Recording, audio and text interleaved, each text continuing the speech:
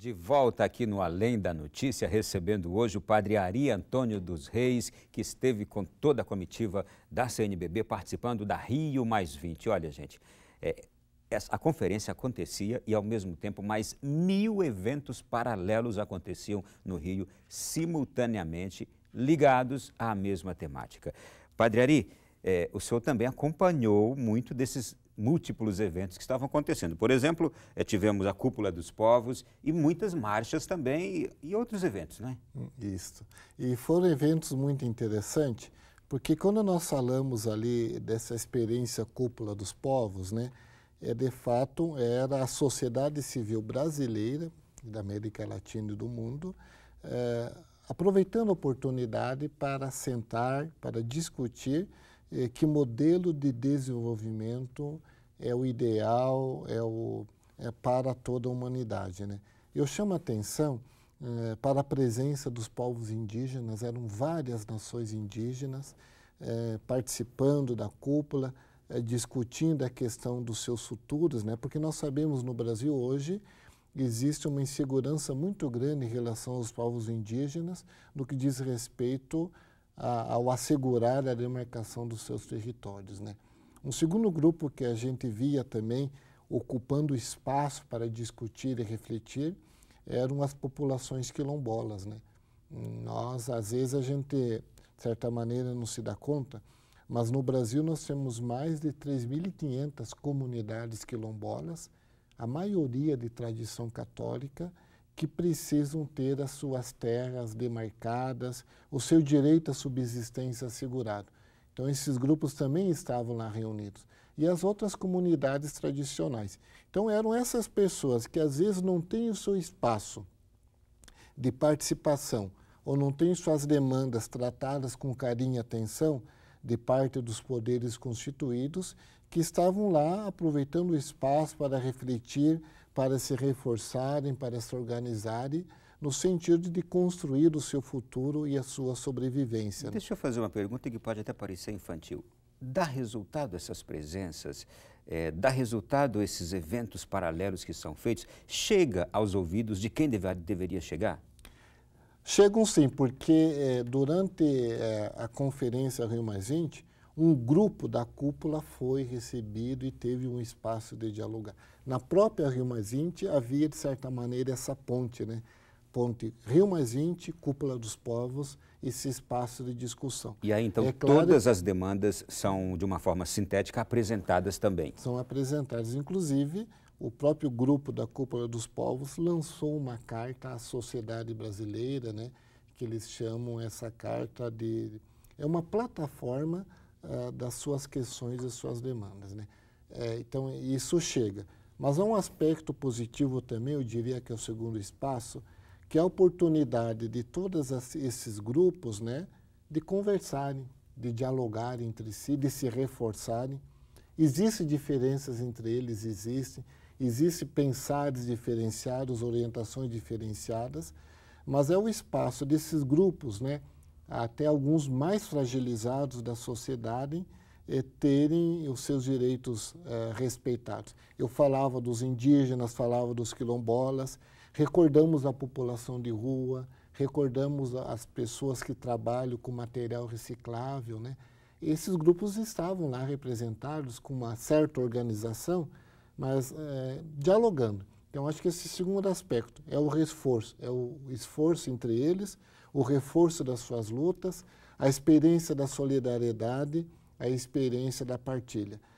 Uma terceira dimensão positiva que eu coloco, Ronaldo, é um pouco essa incidência política. Quer dizer, eles estão mostrando para a sociedade brasileira, estão mostrando para a sociedade do mundo, porque a imprensa internacional esteve lá, que eles estão ali e que precisam ser reconhecidos enquanto população, enquanto cidadãos, e que suas demandas são tão importantes ou tão necessárias quanto outras demandas que estavam sendo discutidas na Rio+20.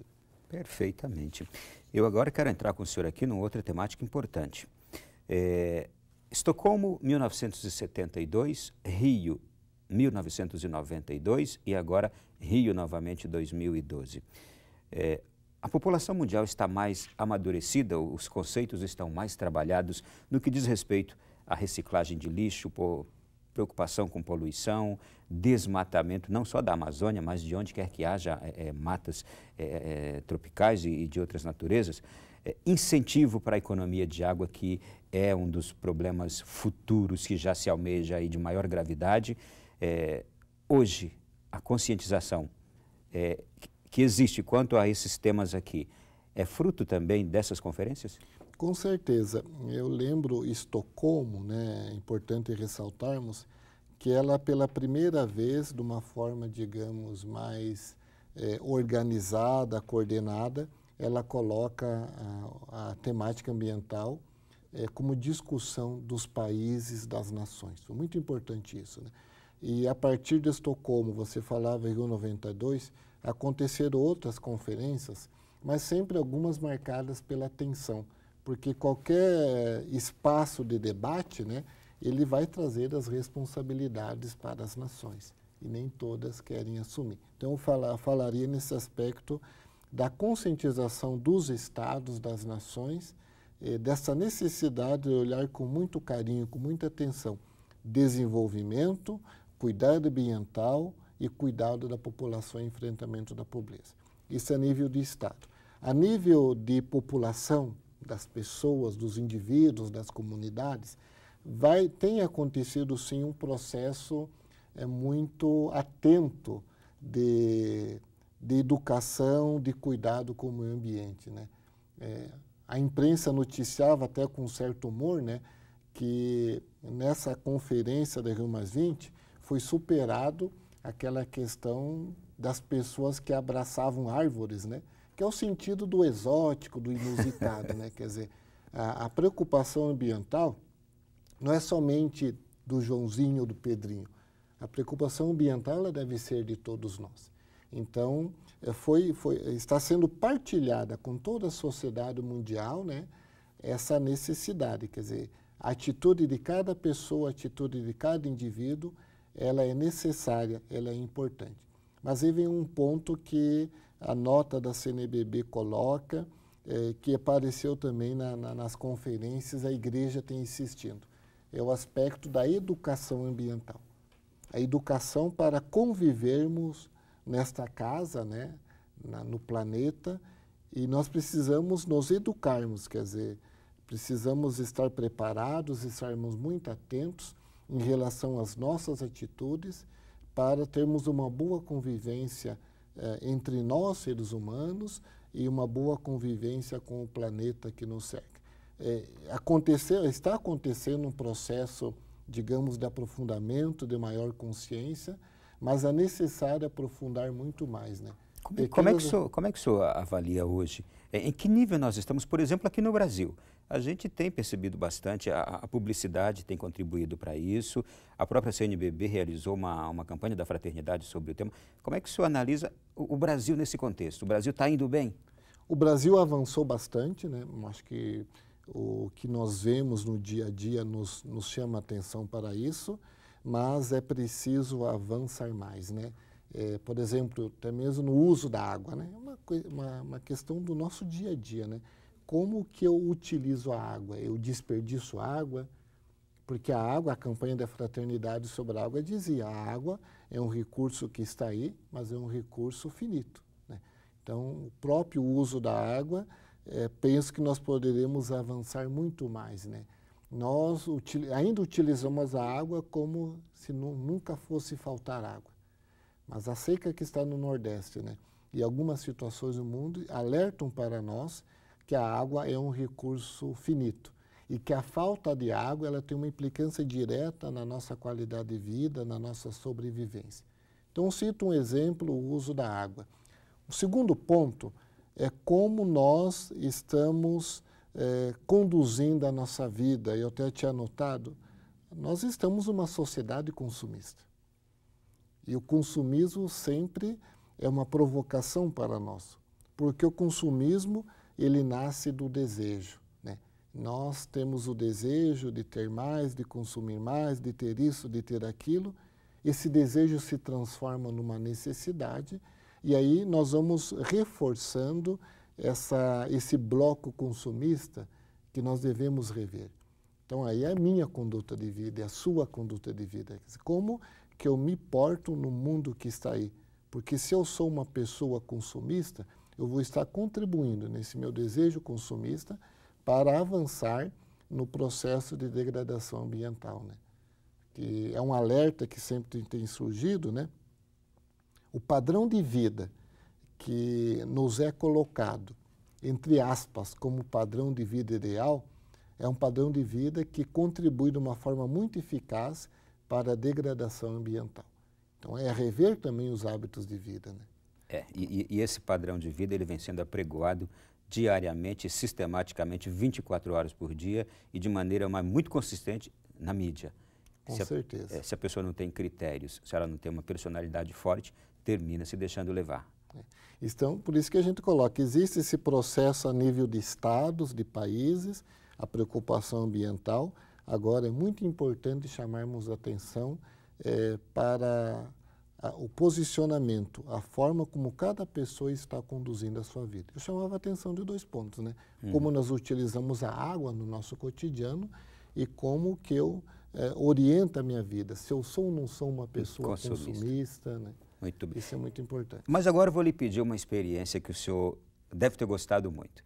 Como é que foi participar ao lado do primeiro-ministro do Butão, que deve ter contado aquela experiência é um arquipélago, uma pequena ilha, não é o Butão? Pequena ilha. Pois é, a experiência que lá eles têm, foi criado um índice para medir a felicidade das pessoas lá, das não? Pessoas, como é que é essa experiência? Como é que foi também a participação desse primeiro-ministro? O primeiro-ministro do Butão, nós estivemos junto com o Dom Guilherme, bispo de Ipameri, de participarmos desta mesa de debate, né? Primeiro-ministro do Butão, primeiro-ministro da Turquia, o secretário-geral da ONU, que estava lá nessa troca. E o primeiro-ministro do Butão, até interessante, que o seu posicionamento foi quase que um contraponto, porque ele dizia para todos nós, no nosso país, por mais pequeno que seja, a nossa preocupação central é a pessoa. É como que a pessoa está vivendo, como que a pessoa está conduzindo a sua vida. Ele dizia, o PIB é importante para nós, o desenvolvimento é importante para nós, mas eles estão, de certa maneira, subordinados a como cada pessoa do meu reino está vivendo. Então, essa partilha que ele fez, ela chamou muita atenção dos que estavam participando desse debate, porque está sugerindo um caminho, né, para todos nós revermos essa questão da nossa relação, né? Quer dizer, quando você fala no índice da felicidade, você está falando do ser humano, do cuidado com o ser humano. Como é que é o nome do índice da felicidade lá? Felicidade interna bruta, é isso? É uma coisa assim. É alguma coisa assim. É uma analogia ao PIB, né? Sim. Produto interno bruto, a felicidade interna. Quer dizer, então, esse cuidado com o ser humano, e ele falava também o ser humano integrado no meio ambiente, o ser humano integrado no espaço de vida. Então, é preciso cuidar do ser humano, da felicidade do ser humano, mas é preciso também cuidar do espaço onde o ser humano está vivendo. É uma provocação muito saudável para todos nós e, sobretudo, para os países que estavam participando desses debates promovidos pela ONU. Muito bem. Padre, para concluir, já estamos chegando ao finalzinho, eu só queria ainda puxar aqui uma última pergunta a respeito de como a realidade da pobreza de cada país foi abordada nessa conferência. A realidade da pobreza dos países, ela entrou justamente nessa questão. Bom, nós falamos em desenvolvimento. Os países precisam se desenvolver. Existe ali um critério colocado, por vezes no Muito Espírito, que é o critério dos países desenvolvidos. Agora, quando se fala em desenvolvimento, e nesse debate com o primeiro-ministro do Butão e também o primeiro-ministro da Turquia, se falava que o desenvolvimento de um país, ele contempla também as condições de vida da população desse país. A gente precisa até olhar com carinho para o nosso país, nosso Brasil, né? Quer dizer, então, quando se fala de desenvolvimento, é preciso olhar como que está vivendo a população. E aí aparece a questão da pobreza, né? No sentido de enfrentar definitivamente o problema da pobreza nos países e no mundo. É algo que precisa ser construído. Acredito que nos próximos anos precisa ser tratado com mais atenção, com mais seriedade, não só no Brasil, como também em todos os países. Eu quero agradecer, gente, imensamente ao padre Ari Antônio dos Reis, da Comissão Episcopal para o Serviço da Caridade, Justiça e Paz da CNBB, que esteve na Rio+20 e veio trazer para nós aqui essa partilha sobre os vários aspectos abordados naquela conferência. Padre, nós também queremos aqui relatar que, lamentavelmente, nós não tivemos a presença de um convidado que fizemos questão de convidar, representando o governo brasileiro, do Itamaraty, que é o Ministério das Relações Exteriores, e na pessoa da conselheira Lilian Chagas, que infelizmente não nos deu a resposta e por isso não tivemos aqui o prazer de desfrutar da presença de um representante do governo brasileiro, como tivemos do representante da CNBB. Padre, muito obrigado, foi um prazer tê-lo aqui conosco. Eu que agradeço. Até a próxima. Uma saudação a todos e nos encontramos para dialogar sobre aquilo que é importante na vida de todos nós. Gente, e olha, um conteúdo exclusivo sobre este assunto que a gente acabou de conversar aqui, você encontra na internet, no endereço que já está aparecendo aí. E continue sintonizado na programação da Canção Nova. Até a próxima quinta-feira, às 10h30 da noite, com o Além da Notícia. Boa noite, até lá.